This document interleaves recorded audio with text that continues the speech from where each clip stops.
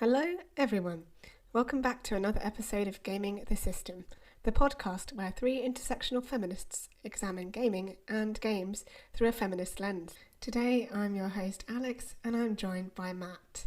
Before we get started, if you want to support us, you can subscribe to our Patreon at patreon.com/gamingthesystem for some exclusive content. Or you can send us a one-off donation via PayPal to our email address wearegamingthesystem@gmail.com. Today we are going to be covering most recent gaming news in another gaming news episode. And I think today's episode is going to feature a lot of chat about Space Marine and Warhammer and the latest release of their video game section. It didn't originate in video games. As my partner Cass, as he does have little Warhammer figurines and he goes and paints them. Yes, it's all. I mean, I understand the outside of it, and I don't understand the in-depth details of it. But this story caught my attention this week, and I don't know if you've got the same story, Mike, because part of the fun of our gaming news episodes is that we each bring our own stories to tell everyone about, and we don't know whether they're going to be the same or not. So, shall I start off with mine? Okay. Yeah, go for it. I got this from an article published on rockpapershotgun.com about the CEO of Saber, who is the developer of Warhammer 40K Space Marine 2, posting on a YouTube video that was critiquing it for being basically oozing masculinity with no excess feelings or real life social relevance, which, you could argue might be the case with Warhammer 40K. And the article basically revolves around this person who says he's the CEO of Saber. We don't know 100% whether he is or she. We don't know about the person behind the keyboard, is what I'm trying to say. But I can read you the quote on the video. For context, actually, I should mention what the video was. Let's see. This is the same topic that I had chosen. So that's interesting. It should have. We'll probably come at it from different angles, which is really interesting. The writer of the article speaks about gesticulating milords of the internet opine that they had forgot what it's like to be the target audience for games, hailing the new brackets and for our money fairly good Warhammer 40k shooter as a throwback affair that oozes masculinity with no excess feelings or real life social relevancy. And then this person is doing their research, reading the comments underneath the video, and basically searching for one particular comment written by somebody claiming to be Matthew Karch, spelled Karch. I don't know if I'm pronouncing that correctly. The CEO of Space Marine 2 developers, Saber Interactive. Okay, so I'll read you the post. And it says, "Hey man, CEO of Saber here. I love your videos. When we signed the deal to make Space Marine 2, all I wanted was a throwback game. We had the chance to work on something which by its nature was, quotes, old school. I can't even comprehend many of the current games that we play these days. They are too complex and too much of an investment. We worked on Halo back in the day, and that game could be distilled down to the simplest of shooting loops, but it was entirely addicting. This is what we wanted to recapture. I hope that games like Space Marine 2 and Wukong are the start of a reversion to a time when games were simply about fun and immersion. I spent some time as Chief Operating Officer at Embracer, and I saw games that made me want to cry with their overblown attempts at messaging or imposing morals on gamers. We just want to do some glory kills and get the heart rate up a little. for me, that is what games should be about. So, have you read that quote, Matt? Or is it the first time you've heard it? Yeah, that's the flashpoint for me thinking about this, Yeah. because I had a miraculous experience with Space Marine 2. We've seen some of your uploads on our GTS YouTube channel. You've been streaming it, haven't you? That was the first one. Ah, the So first one. this so Okay, the cool. the first one Going came back out. through the archives. Yeah, because I was really excited about it, because I really enjoyed the Yeah. first one, and I've been massively getting into Warhammer 40K in a completely new gear recently, Mhm. because I love the lore, learning how to how the gameplay actually works, choosing my favorite factions that I would like to do, and yeah, and the space marine is the coolest, most awesome set of words ever, and they are this awesome beacons of the imperium of man, and big butch awesome indomitable wills, and just they are just all the lore around them is incredibly cool.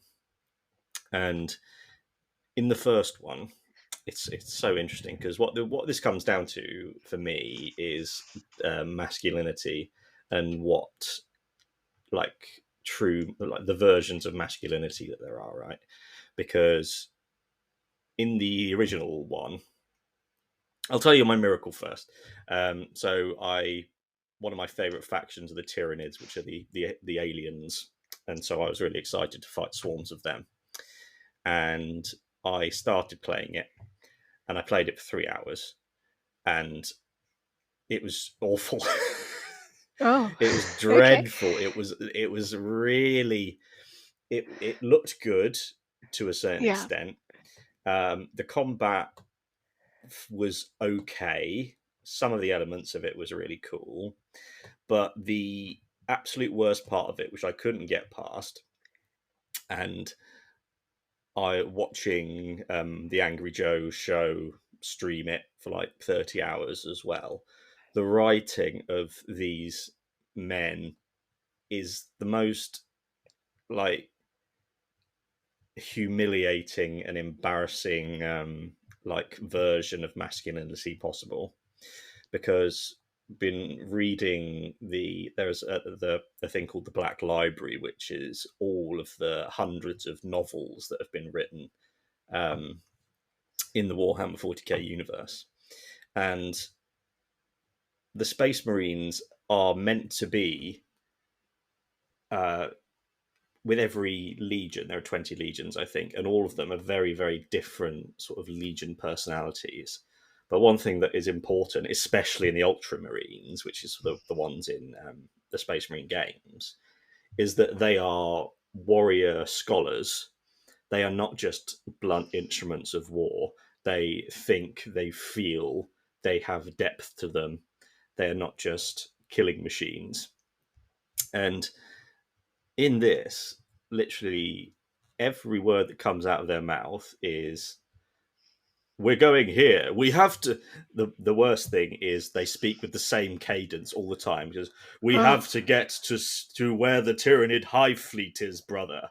We will make them pay for their treachery, brother. Brother, over here now. We must go to this thing, brother. We must protect the pylons from the Tyranids. And it's the exact same cadence every single wow. time, all the way through. And the only things they say are what we're doing now, where we're going, what we have to do, and the occasional quip of, they should never have turned their back on the Emperor.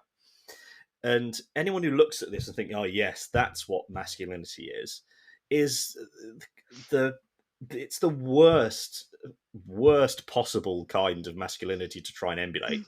because they're mistaking uh, masculinity is evolving in a good way, in terms of um, the range of role models that we have now, right? Because especially in gaming, because we've got Joel from The Last of Us, we've Mhm. got Kratos in the God of War Mhm. remakes, We've got oh fuck, what's another one? It'll come back to me. Um, Okay. Geralt, Geralt of Rivia, Carol, that yes. was evolved in uh, the TV show. Whereas you've got these sort of iconic, like like templates, these stereotypes of masculinity, these big, strong, indomitable, nothing can stop them men.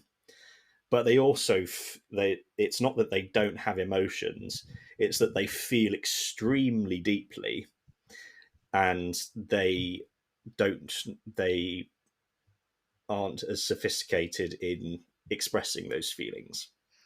And Hmm. that's the path that men should be following in terms of masculinity, because you can still be this great big space marine badass, killing everything in sight, 10,000 years old for the emperor awesomeness, and you can also be incredibly uh, emotionally rich and emotionally intelligent, and they just completely fucked it with Yep. Space Marine 2. Um, but the miracle was, I played it for 3 hours. I spent the £55 on it. I went, ugh. And the reason the nail in the coffin was that there wasn't ultra wide screen support. Ah, So I was willing to go, right. I'll move from my TV to my monitor, so the frame rate will be higher. It'll be wider, and maybe that'll be okay. But then it didn't have that on launch for some reason, and so I googled it and found a forum where a guy said, "Oh yeah, I got mine refunded because it didn't have oh, ultra wide support." yeah. Now I didn't think that that was a thing on Steam. I No. thought it was basically that was it. You buy it and then that's it. As I found out to my cost when I bought Suicide Squad, Yeah. £60 for probably the worst game ever made. Yeah. Um, but this, I applied for a refund and I got a fucking refund. Well done. Oh, success. That is properly the emperor That protecting. is a miracle. And Wow. so yeah, I've had quite a wild ride on that. Mm. And yeah, and then that quote again, it's everyone's going no comment, no comment, no comment. All the like legal team, all Yeah, the all the representatives from PR. Saber going, Yeah. yeah, and they're going, that doesn't sound, Which doesn't sound like something you would say if it wasn't that person. yeah. Interestingly, the article does go on to say a bit more about they kind of dug around and tried to figure out who they were. They registered their account in May 2024, and the description says, a generic male of sorts, lover of loud guitars, violent games, fast cars, and all sorts of whiskey, which is certainly generic, says the author of this article, suspiciously so. And then they kept saying there would be no comment from all the PR representatives, which the author took to mean PR speak for yes, it's real. Um, hold on, let's see. Yeah, and then he goes on to question whether it is real about the shoehorning in the mention of Wukong, Black Myth Wukong, by a studio which has a reputation for sexism. I think we talked about it previously on the pod, um, cautioning streamers against feminist propaganda. Um, yeah, and they think it might be AI generated, basically, which is an interesting thing because I certainly feel like it's kind of been we've been almost sleeping on it, but I feel like AI is probably a lot more widespread now than we actually even realize, even though it's appearing all over everything we use, like prompts to use AI and all that sort of stuff. I just wonder also as well, you can't discount it. And then interestingly, they bring up the idea about um, Warhammer 40K as a kind of piece of satire, uh, which is interesting to think about because it puts me in mind of things like Starship Troopers. You've seen Starship Troopers, right, Yeah. Matt? Yeah. And saying that because it's been around for so long now, a couple of decades, that kind of satirical nuance has been lost for these newer generations, and they just see it as straight up what it is. That's how you should be if you want to be masculine, which is an interesting uh, point to think yeah. about in the article. But I think, as you say, you made the point brilliantly. You have to understand that there are other ways to express your emotion, and you can still, obviously they do have all those deep emotions, they're just not necessarily expressing them in the right ways. um, but I think you can also, when you think about the game as a game in general, shooty shooty, kill the aliens, that sounds like a lot of fun, and it might be a lot of fun for some people, and I can certainly see the appeal because sometimes you just want to shoot stuff, and that's fine. But you can also have lots of games which are completely different and feature a lot of different things in them, and the two can exist in harmony. So I don't agree with the commenter saying that this is the way that games should be, full stop, period, because games are about so much more than what this closed-minded view of what did he say it was, fun and immersion. Fun and immersion takes a different form for everybody, because of our own lived experiences. Um, so I really think that is a slightly closed-minded way of looking at it. Another interesting section of the article towards the end um, mentioned that somebody claiming to be Space Marine 2's creative director, Oliver Hollis Leck, again, I'm not sure if I'm pronouncing that correctly, so apologies, has also commented on the Asmongold video, though his comments are a lot more guarded. Here's his response in full. And they say, creative director of the game here. I wrote Space Marine 2 along with Craig Sherman, Randy Beagle, and Matthew Garcia Dunn. Hearing everything you have to say about the story and characters resonates so strongly with our actual approach. It's great to hear you calling out the exact things that we intentionally focused on. It was 4.5 years of intense work and passion, and watching videos like this makes it all worth it. And the author goes on to say that they interviewed Hollis Leck earlier in the week, discussing a bunch of things ranging from more innocent chat about the game's jump pack implementation to how you do a space marine power fantasy that isn't an endorsement of bigotry and genocide. And they say they were going to write about it this week, but they're going to give it more thought in the wake of this comment from the person claiming to be Karch. Um, so I look forward to reading those pieces in future. But yeah, did you have any thoughts on the creative director's comment?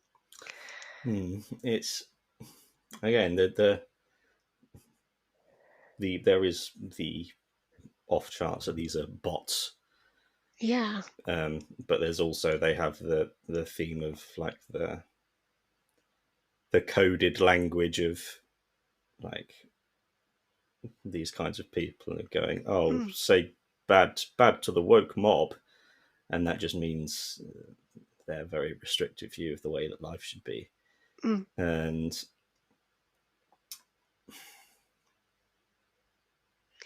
the point about the Warhammer universe being satire is very valid yeah. because it's there's a problem when you see when people who want these particular like strains of masculinity, they will choose that regardless of the setting. It's going, oh, I want to be like that space marine, and then you go, well, uh, what about them? It being a dictatorship, basically a martial law with all the rich and go, well, I'd be the one on top, so I don't care about anything else. And they just they're not like scared of wokeness. They're scared of depth. Mm, They want surface level stuff that makes them feel the way they think they should. And I don't know how you snap people out of that, because you go, we want your. What we want, the difference between us and them, is that we want their lives to be better. Mm. We want them to go, oh yeah, this diversity and depth actually improves your experience of things. And they go, no, we want you to suffer. We want you to play shit games that you don't like because there's no other choice. And it's one of those things where, just like with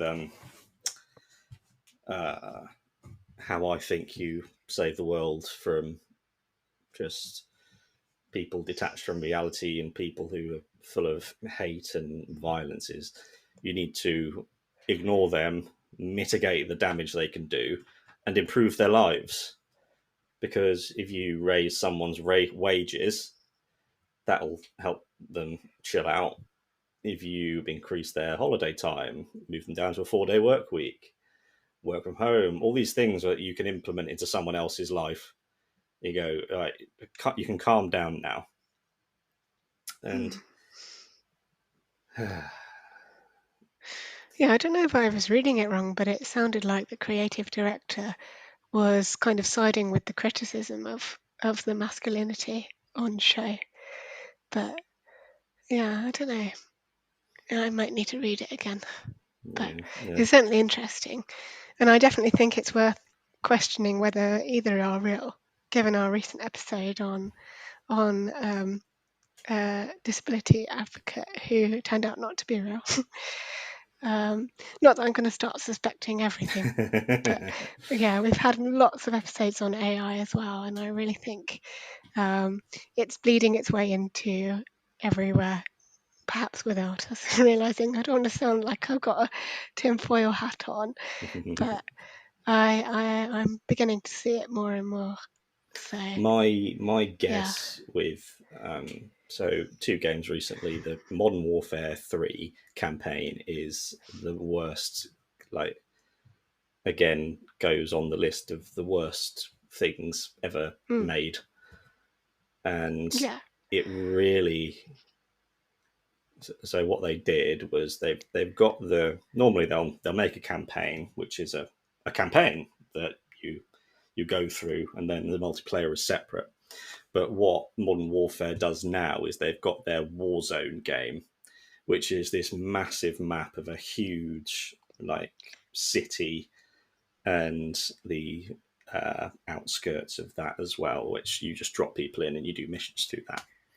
What they did was they just took sections of that map and had you play a mission on those sections. They didn't create anything new. They just put you in this map that they'd already made. And it was some of the worst writing I've ever oh, experienced. And it felt like you just got an AI to write it. yeah, That's 100% what it felt like to me. It was just yeah, gruff noise. And that's a similar way to how I heard the Space Marine stuff, because they think that being a Space Marine is saying brother every other sentence and talking in the same cadence yeah, constantly in a gruff voice. And one thing that I'm torn about, because in the original one, the voice of Titus, the main character, was Mark Strong, mm, and he played it good name. as he plays most things, as this very clipped, like I'm Yeah, a British Army officer voice, and that gives a sense of, like, educatedness and depth that comes along with it, because of the way we've been conditioned that if you're posh, then it means you've got you have depthfulness. some ranking in society. Yeah, Yeah, and so you go, okay, that feels like more what a Space Marine should be. Is mm, they don't need to have posh accents, but they've got that depth of character. Whereas this one, they got a guy called Clive Standen, who was in Vikings, and he was really good in that. oh, cool. Yeah, But he's not. I've not seen him be good in anything else. okay, fair And in enough. this Yeah, one, he's just a shouty brother, brother talking in the same cadence. And you just go, Yeah. there's no. It starts to get a little irritating, I bet.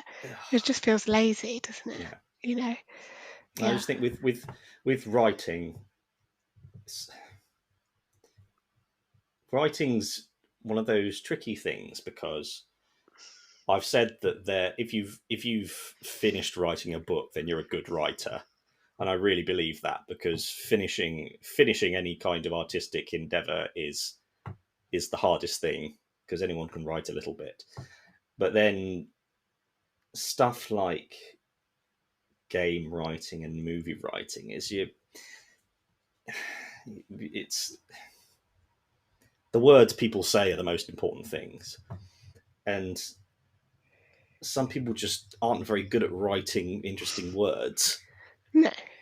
And Yeah. then I don't know how you. Another thing, watching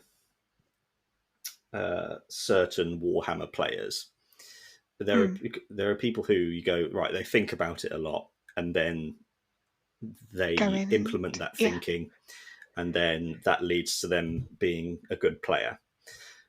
And then there are players who don't think about it very much, and then that leads to them not playing as well. But then you can talk to that person and then coach them and then improve their thinking. But then there's another faction of people who think as much as the people who think and play well. They do as much thinking as that, but it's bad thinking, so Mm. it doesn't translate to good results. And that problem is like spread through everything of people going, right, these writers they might do 60-hour work weeks and they might pour their heart and soul into it and then come up with the stuff that's in Space Marine 2. Mm. And then I just there's so many different areas where we're going, is this person thinking this through? If they're thinking it through, are they being honest about it?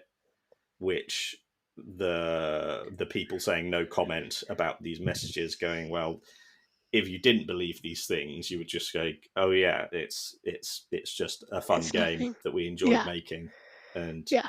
get out of it whatever. Or they go, we 100% agree with it and we said it, but the PR's telling us not to do it. And just all these areas of just make good games, please. And Yeah. have a point. I get so annoyed with people who don't make specific points about stuff.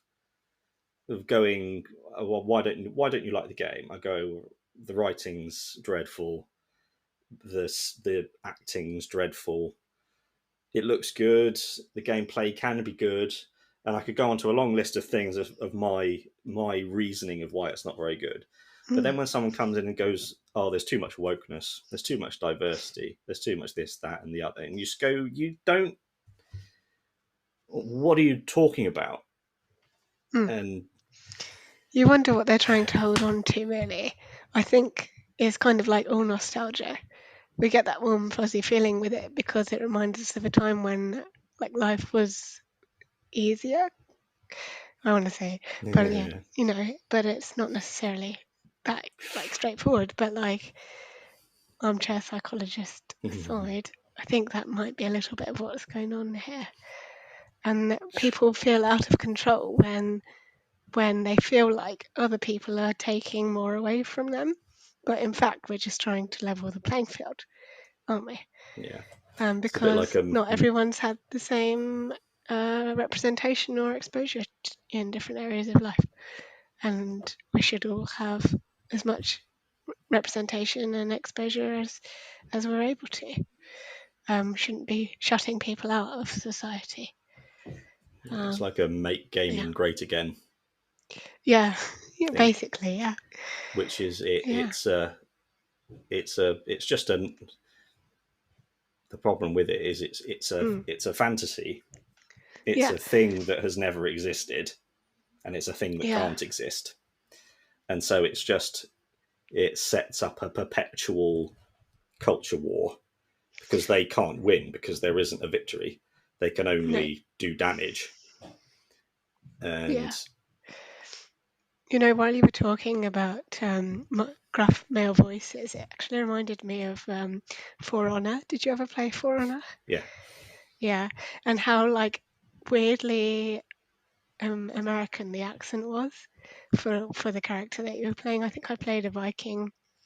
As this was when I was used to play a lot of multiplayer games with Tom because we weren't living together. Um, and the way it was like you played like this Viking character, and it was like, oh, the group's moving forward, and we need to progress. Like, and it was all like really, really, really gruff and like really thick American accent, and I was just like, it just made me laugh, and it took me right out of it because I was like, what is this? Why are they talking like this? It should be a Norse accent. It's a Viking. Um, so yeah, it was just very odd, but it actually became a source of amusement, um, and we just ended up taking the piss out of it for the entire time that we played. So we had fun, but not necessarily perhaps the way that the developers intended us to be having fun, which I thought was an interesting memory to bring up. Yeah. The problem, Mm. a problem with the stereotype of like traditional masculinity is that it's it's too flawed to survive because what you're supposed to be is going, oh yeah, look at that man, that awesome masculine man. He's Mm. an alpha male. But any man of that kind can be brought low at any time because Yeah, someone speaking in what they think is a gruff, cool voice just go, you just sound silly. You yeah. sound silly. Why are you putting this on all the time? And In a weird way, it kind of helped me to remember that it was just a game, and like, because sometimes people can get really absorbed by the gameplay to the point that it becomes like, not healthy. But when it so sort of takes you out of it and you can start mocking it, you're like, oh, what a silly game. Let's just have some fun and swing around an axe for a bit, and then we can go and do other stuff. I don't know what kind of point I'm trying to make here, but do you kind of get where I'm coming from? yeah, If that it's makes yeah. Again, sense. the Yeah. bad writing and poor characters break immersion. So you Yeah. go, right, I'm not doing this because so with Doom Eternal, for example, the writing Mm. in the story is just completely, I couldn't tell you, it's just nothing basically. But the gameplay is awesome enough that I don't care. I don't care Yeah. why I'm doing what I'm doing and where I'm going because it's just awesome and I'm having a lot of fun doing that. Mm. And but when certain parts are so jarring that you can't get immersed in it, then it makes you focus like, oh well, what other reason are there for me to continue playing this? And then you look like the gameplay of it, the hand to hand can be good, but every single mission, because it's 3-player co-op, every Mm. single mission is a version of the kind of missions that 3-player co-op games do. So Yeah. you've got to hold this objective. You've got to hold the line until reinforcements arrive. You've got to protect the thing. You've got to Yeah. capture the flags. And Yeah. when it's not even dressed up in any like compelling No, not writing, you just in go, any. well, I'm Yeah. doing something that I don't care about, that is obviously geared towards something that isn't to do with the story, with characters that I don't care about, listening to dreadful words said dreadfully. Yeah. And but I got a refund. So Well done. Yeah. that's Yeah. ka-ching. But yeah, And it's yeah, fun. Those types of games can be fun. I think like we're not saying it's not fun, but I think they're only fun for as long as the novelty is there. And once that wears off, you can move on to the next thing. At least that's what I found with games like For Honor. Um, but yeah, always interesting to and talk about. I'll close with like when I'm criticizing a game like this, I go, well, there are some things that are my personal thing, and some things that I view as objectively not very good. Yeah. But you still, I go, it's sold millions upon millions of copies. Oh yeah. Lots Yeah. of people love it, and so both things can be true because you can't tell people what they like And if something's successful, then it's doing something right. And it's not doing any damage, I don't think. No, It's I not don't going to think so. be this is the turning point of, yes, this, we're going to hark back to everyone doing this, because you can No. have this kind of game, Yeah. and it's probably not trying to be as like be this like masculine power fantasy like these comments suggest. It's probably not trying to be that. No. No. um, and then you've got a game like Baldur's Gate 3, which is even more popular, Mm. and the diversity just in the main characters is off the charts, and that's infinitely more popular and deeper. And but I think, yeah, still, this is an interesting point of like conversation that pops up occasionally. But fortunately, gaming is going in the right direction Mm. for the most part, so they can have their fun with Definitely. their game. That's fine. I don't care. Yeah. But we're winning overall. Indeed. Yes. And that is the luxury of player choice, Mhm. isn't it? The more diversity you have within games and the gaming industry, the more choice you're going to have for the games to play, which is what is a good thing about diversity. So I think we'll end this episode here for today.